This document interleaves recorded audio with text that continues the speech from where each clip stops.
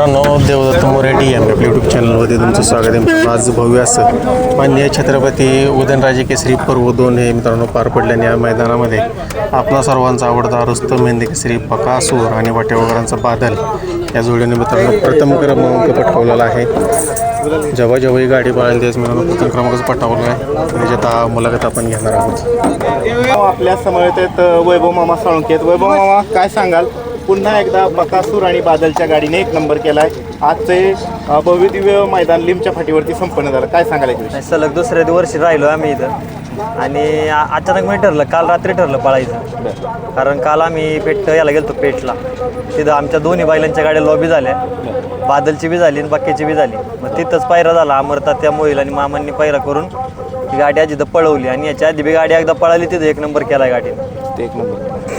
मामा, आता बघायला गेलं तर ही जोडी म्हणजे एका खांदी पळणारी जोडी आहे आणि बघायला गेलं तर दोन्ही नंदी पब्लिक नंबी पाहते, त्यामुळं गाडी कुठूनही लागली तरी काहीच अडचण नव्हती. काय सांगाल या गाडीविषयी? नाही, आज टेन्शनच नव्हतं कारण तो पण बैल बाहेरचाच आहे, आपलाही बैल बाहेरून पळतो. त्याच्यामुळे आज काही टेन्शनच घेतलं नाही. त्याच्यामुळे सलग तिन्ही फेरत 3 नंबर तास आलं.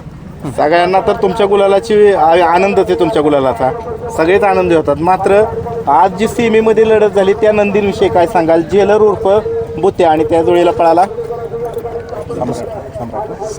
सम्राट एक होता, तर काय सांगाल त्याच्याविषयी? नाही, मी सकाळीच गटाला गाडी त्यांनी चांगली गाडी आपल्या इथली हे केली, पास केली आणि तेव्हाच मी म्हणजे आमची पोरांची चर्चा चालू होती की ते आपल्याला आले दिसतंय नाही का. बरं. आणि त्याला सेमीला झाल्यानंतर त्याला मी जाऊन स्वतः शुभेच्छा दिल्या. ते म्हणले एकदा पायरा करू. त्यांना म्हणलं चालन. कोणाबरोबर पळणार मग? त्यातल्या बुत्या बरोबर पळायचं का सम्राट? दोन्ही बैल चांगली आहेत, बघू आता. सम्राट, त्या बुत्याबद्दल काय वाटलं? नाही खरं आज आम्ही त्या काळातून गेलेलो आहे.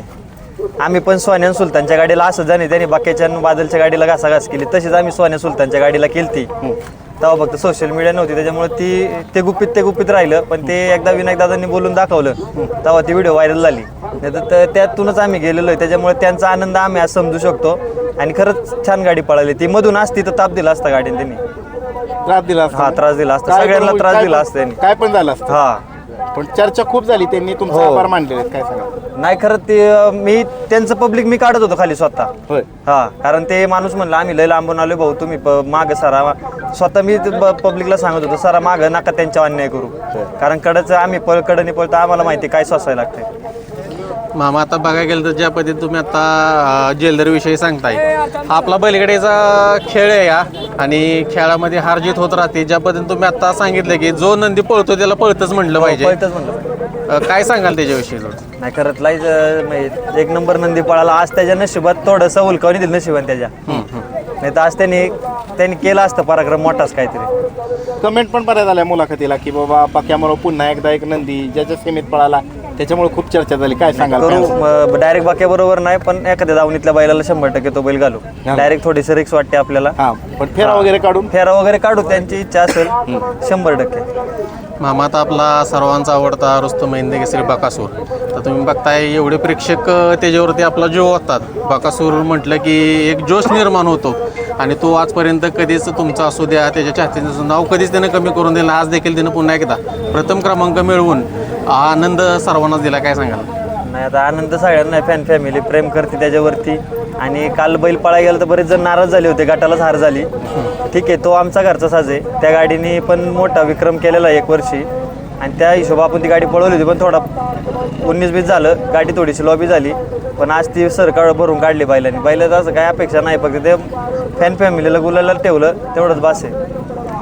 मामा, आता बघायला गेलं तर आपण वाटेगावचे बादल असेल, बादल आणि बाकासुरी गाडी येऊनच जोडी आहे तशी बघायला गेलं तर ह्याच्या आधी पाळली तेव्हा पण 1 नंबर केला आहे. तर बादलचे सहकारी देखील म्हणले की बकासूर असा नंदी आहे की रोज म्हटलं तरी पळून तो 1 नंबर करू शकतो. असा एकमेव नंदी आहे तर तो या बैलगाडी क्षेत्रामध्ये बकासूर आहे. काय सांगाल? नाही, आता हाय बैलात धमक आहे पहिल्यापासून आणि बैलाला थोडं मध्ये दुखापतीमुळे आपण आरामावर काढतोय. आणि आज पळायचंच नव्हतं, पण काल एवढा प्रवास झाला आणि त्याच घरच्याच रोडला मैदान होतं. त्याच्यामुळं मग बैल इथं पळशीत थांबवलं आमच्या पैलवानच्या इथं.